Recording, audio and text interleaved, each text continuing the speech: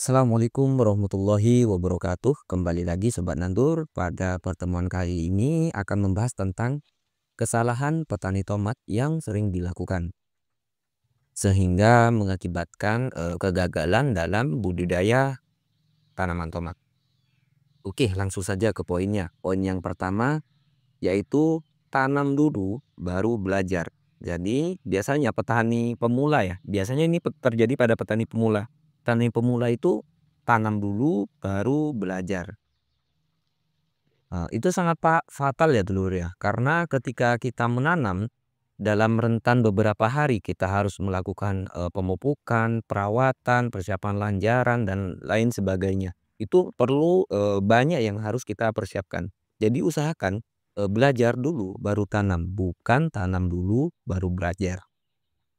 Nah, untuk kesalahan kedua yaitu tidak mempersiapkan biaya yang cukup. Budidaya tanaman tomat ini kita membutuhkan biaya yang cukup ya untuk memaksimalkan keuntungan ataupun hasil yang kita peroleh.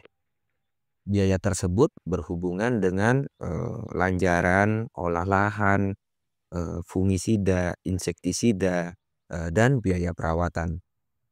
Kesalahan ketiga yaitu pemupukan yang tidak beratur, yang tidak teratur. Jadi pemupukan yang tidak teratur. Nah, kalau kesalahan ketiga ini bukan terjadi hanya bagi petani pemula. Jadi petani yang sudah berulang-ulang menanam tomat pun sering melakukan kesalahan yang sama, yaitu pemupukan yang tidak teratur. Padahal tanaman tomat itu sangat rentan dan sangat butuh pupuk secara teratur untuk memaksimalkan pertumbuhan batang ataupun daun ataupun pembesaran buahnya. Jadi kita harus teratur melakukan pemupukan. Untuk video tentang pemupukan ini sudah saya upload di channel ini. Silahkan dicek sendiri bagi Anda yang ingin memperdalami atau mengetahui cara pemupukan pada tanaman tomat. Kesalahan keempat yaitu spray fungisida dan insektisida asal-asalan. Nah, untuk insektisida ini biasanya kita tidak tahu hama yang apa yang menyerang dan jenis penyakit apa yang biasanya menyerang tanaman tomat. Sehingga petani banyak yang tidak tahu fungsi dari masing-masing fungisida tersebut. Untuk fungisida itu ada yang sistemik, ada yang kontak. Begitupun untuk insektisida itu khusus ada beberapa insek itu yang menangani hama seperti kutu. Dan ada juga yang khusus untuk menangani hama seperti ulat ataupun lalat buah. Jadi kita tidak boleh asal-asalan dalam pengaplikasian fungisida ataupun insektisida ini. Nah, untuk videonya silahkan ditonton di video sebelumnya. Sudah saya jelaskan tentang penyepraian insektisida ataupun fungisida. Silahkan ditonton sendiri di channel ini. Kesalahan kelima yaitu tidak tahu resiko gagal panen. Biasanya petani tomat pemula itu taunya cuma keuntungan yang didapatkan, tidak tahu resiko budidaya tanaman tomat itu seperti apa, tidak tahu cerita pahitnya seperti apa. Mereka biasanya hanya tahu atau hanya tergiur dengan keuntungan yang besar. Sebagai petani, kita harus tahu, misalnya gagal panen ini risikonya apa, biaya yang sudah kita keluarkan berapa, dan bagaimana cara kita menanganinya ketika gagal panen. Supaya kita sebagai petani itu tidak patah semangat. Oke, anggaplah begini, kita menanam tomat dengan biaya 10 juta. Misal seperti itu ya, dengan biaya 10 juta. Dengan keuntungan yang bisa mencapai 20 juta, 25 juta, ataupun 30 juta. Nah, itu cerita manisnya. Tapi kalau misalnya gagal panen, kita dengan biaya 10 juta selama 3 atau sampai 4 bulan, itu kita benar-benar tidak mendapatkan keuntungan dari tanaman tomat kita. Nah, itu yang perlu kita ketahui terlebih dahulu, bukan kalkulasi seberapa besar keuntungan yang akan kita dapatkan. Jadi kita tidak kaget semisal, terjadi, tanaman kita gagal panen ataupun harga tomat yang tidak sesuai dengan harapan kita.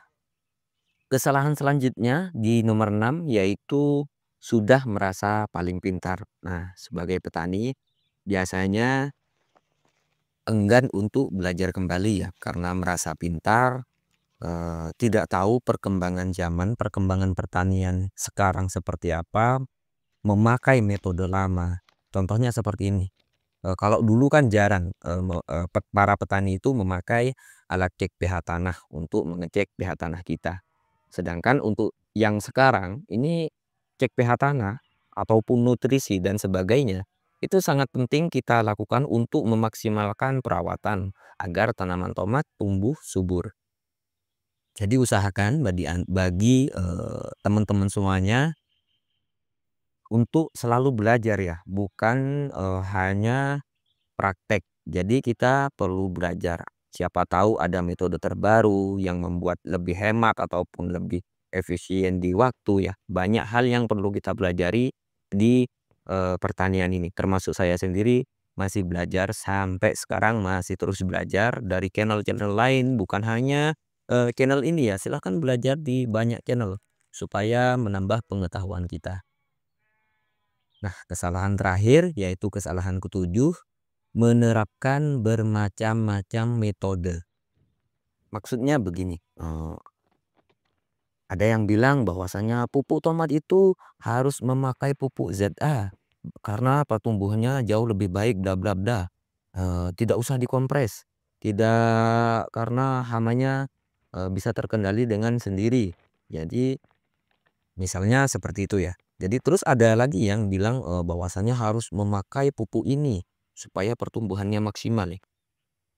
Nah, itu mengakibatkan para petani pemula biasanya menerapkan berbagai macam metode ini pada tanaman mereka sehingga mengakibatkan kegagalan. Saya sarankan bagi teman-teman jangan terlalu banyak menerapkan berbagai macam metode. Misalnya metode pemupukan. Sudah teman-teman catat terlebih dahulu dan terapkan apa yang sudah dicatat tersebut. Jangan gara-gara nonton video lainnya langsung diubah lagi cara pemupukannya, diubah lagi, jangan ya. Untuk ke tanaman lain nggak apa-apa, tapi ke tanaman yang sama itu rentan terhadap kegagalan. Untuk teman-teman yang masih bingung mau pakai metode tanaman tomat seperti apa, silahkan cek video di channel ini dengan playlist budidaya tanaman tomat.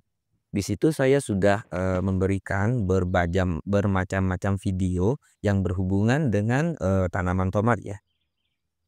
Tentunya memudahkan para petani tomat ini untuk mendapatkan tanaman yang subur, hasil panen yang maksimal. Oke, coba kita rangkum terlebih dahulu kesalahan petani tomat yang sering dilakukan. Yang pertama yaitu tanam dulu baru belajar. Yang kedua, tidak mempersiapkan biaya yang cukup. Yang ketiga, pemupukan yang tidak teratur. Yang keempat, spray fungisida dan insektisida secara asal-asalan. Yang kelima, tidak tahu resiko gagal panen. Yang keenam, sudah merasa pintar. Yang ketujuh, menerapkan berbagai macam metode dalam satu tanaman. Selanjutnya kita ke catatan atau hal apa saja yang perlu kita pertimbangkan dalam budidaya tanaman tomat. Yang pertama yaitu modal, yang kedua yaitu olah lahan yang benar, yang ketiga yaitu perawatan berhubungan dengan pemasangan lanjaran, pemupukan, spray fungi dan insek, pengikatan tali batang ke lanjaran, penyiangan rumput dan sebagainya. Sedangkan yang keempat adalah panen. Jadi pada fase panen ini total biaya yang kita keluarkan selama 3 bulan termasuk waktu yang kita habiskan itu kita catat semuanya dan kita total berapa biaya yang sudah kita keluarkan. Yang kedua yaitu total biaya keuntungan yang kita peroleh setelah panen selesai. Semisal keuntungan yang kita dapatkan itu besar, jauh dari modal yang sudah kita keluarkan, itu alhamdulillah ya namanya teman-teman ya. Kita sebagai petani sukses. Semisal itu minus ataupun kurang, biaya yang dikeluarkan contohnya 10 juta, sedangkan pendapatan yang kita terima hanya 10 juta juga, kan itu kan kurang ya, sangat sangat sangat kurang. Kita membuang-buang waktu selama 3 sampai 4 bulan dan kita tidak mendapatkan hasil. Itu bisa jadi bahan revisi bagi kita.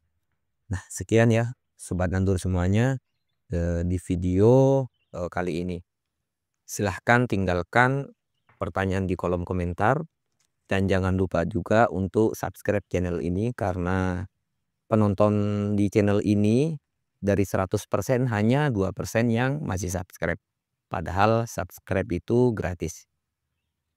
Tanaman sehat, harga bersahabat, kurangi sambat. Wassalamualaikum warahmatullahi wabarakatuh.